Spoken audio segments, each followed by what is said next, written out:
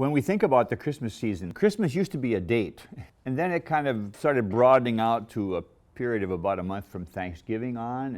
And this year I noticed a Christmas tree right next to a witch's garb on Halloween. So, it's getting to be a bigger and bigger episode. Galatians chapter 4, verse 4 has one of my favorite verses that have to do with the incarnation, the coming of Jesus into this world. But when the fullness of time had come, God sent forth his Son, born of a woman, born under the law, to redeem those who were under the law, so that we might receive adoption as sons. And because you are sons, God has sent the Spirit of his Son into our hearts, crying, Abba, Father. So you are no longer a slave, but a son. And if a son, then an heir through God. When the fullness of time had come. The word fullness there means anything that's just like loaded down, like one of the times it's used, it refers to a ship filled with cargo and filled with a crew, or might be easier for us to imagine a jumbo jet, heavily loaded with cargo, full of passengers, needing the full length of the runway to reach rotation speed and get off the ground into the element for which it was created. So that's the idea of fullness. But the word time there is chronos. It isn't a word which means a specific date, and it isn't even a word that refers to a period of time, like the Roman times, the Egyptian era, the Greek era, the American century. It's a much broader, more ambiguous term. Actually, it means sometimes all of time, from the beginning of time to the end. From when God said, let there be light, until the heavens melt with a fervent heat. And when the fullness of that time period came, the fullness became the fullness of time, because it's the period in which Jesus entered the human race. He sent forth his Son.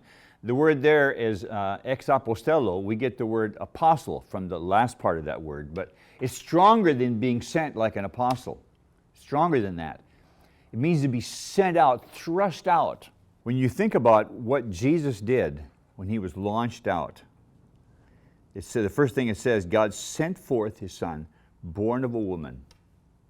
He went from the eternal glory of being the Son of God to the cradle, first of all to the womb, and then to the cradle, and then to the hills of Galilee and Judea and the streets of Jerusalem and the cross and the resurrection and the ascension into glory. And then the second part, it says, because you are sons, God has sent, same word, he has thrust out the Holy Spirit into our hearts. So from the throne to the womb to the cradle to the streets and valleys and cities and the cross and the resurrection and back to glory and then to the human heart of millions upon millions of people. Because we've been in Latin America and Spain, we don't really know what it's like to live in a country that doesn't celebrate Christmas. Christmas is a big deal in the Catholic world. It's a big deal. Not only is it a commercial deal, but it's part of the culture. They have all kinds of culture-related activities that are part of that. Christmas Eve Mass is a big deal. And people who never go to church any other time of the year will go to church Christmas Eve. Good Friday, Christmas Eve. Those are the two big days in the Catholic world. I think one of the most outstanding missionary stories from our experience was the first Christmas for a whole congregation of people in Madrid, Spain. Now these were, many of them, practicing Catholics, where in Latin America, most of the time we'd get people who were Catholic in name only, but they didn't really practice their faith. They were just out there. They were Catholic because they were baptized as a baby, and the word Catholic, or the word Christian and the word human being are almost synonymous in Spanish.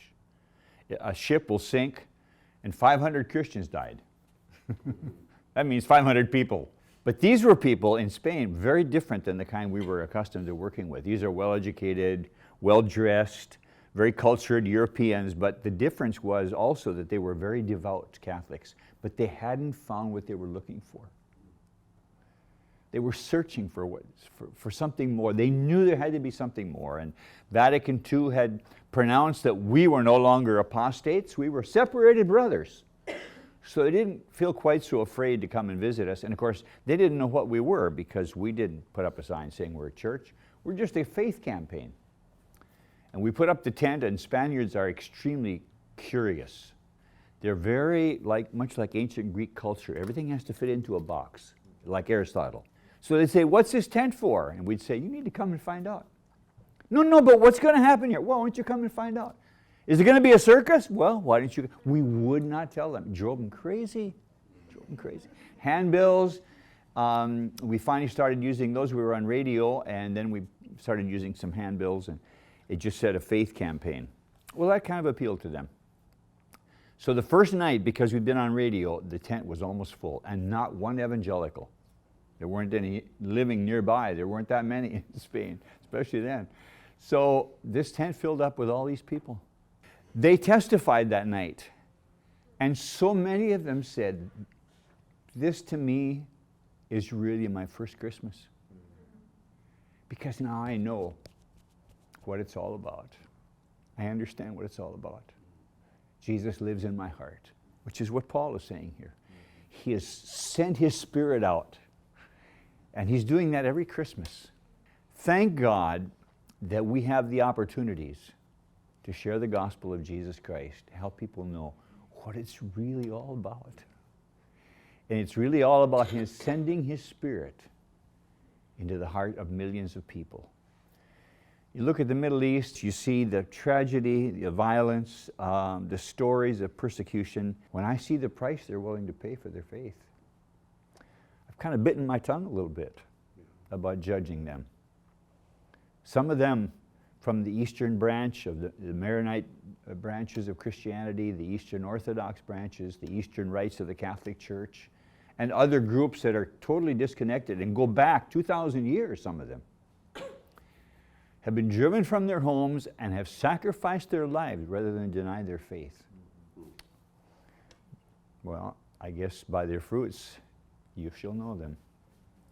When I see those people walking across that desert and the price they're paying, some of them are Muslims. They're just not the right brand of Muslim.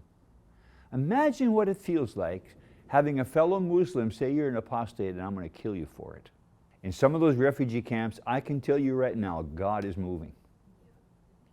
And as Christians minister to these people, especially the Muslim people, who have seen the extremism that can come in the name of Islam, I think many of them are really ripe to hear the gospel. And I think of them as pilgrims. They have no idea they're on their way to a new life, not just culturally, but many of them to a new life in Jesus, because he sends forth his Spirit into the hearts of people. And he uses us, he allows us to be a part of that.